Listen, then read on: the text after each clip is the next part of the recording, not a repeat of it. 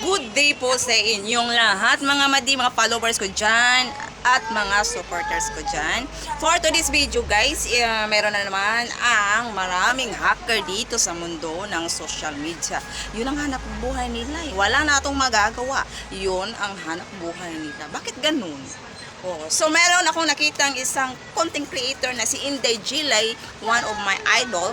So, Ma'am Inday Jilay, maraming salamat po for sharing the information, tips at sa mga balita tungkol sa na-hack at nakuha ang sahod mo.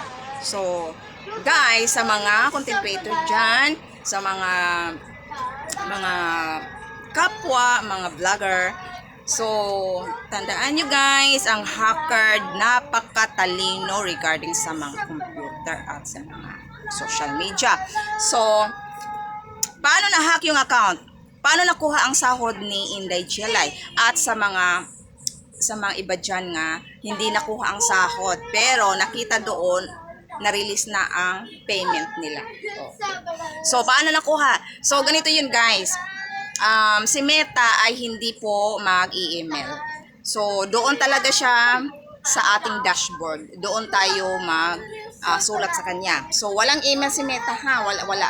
So, meron doon, kapag may mag-email sa inyong Gmail account, like, tapos sa baba may mga link, tapos sasabihin na update info for your payout, wag na wag ninyong gagawin yan kasi makukuha ang information sa inyong account. Tapos pag magpo-post kayo guys sa inyong mga sahod, kailangan talaga i-hide ang inyong identity.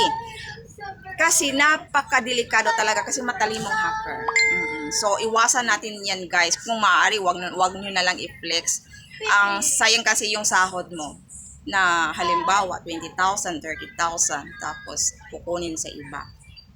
Pinaghirapan mo, iba ang nakakuha sa sahod mo.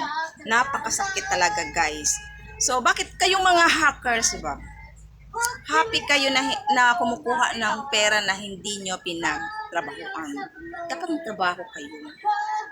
Ewan ko ba, bakit yun ang pinipili nyo? Sana maawa kayo sa mga taong nagtrabaho. No? So, yun lang guys. That's all for today. So, magbakas lang po sa comment down sections. At paki-share naman itong video na to guys para po malalaman sa ibang mga content creator at ma-aware sila para hindi sila ma-hack. Tapos, yung iba kong mga friends doon, paki-share na lang po. Maraming salamat po sa inyong panonood. Don't forget to like my video and subscribe. See you guys in next video.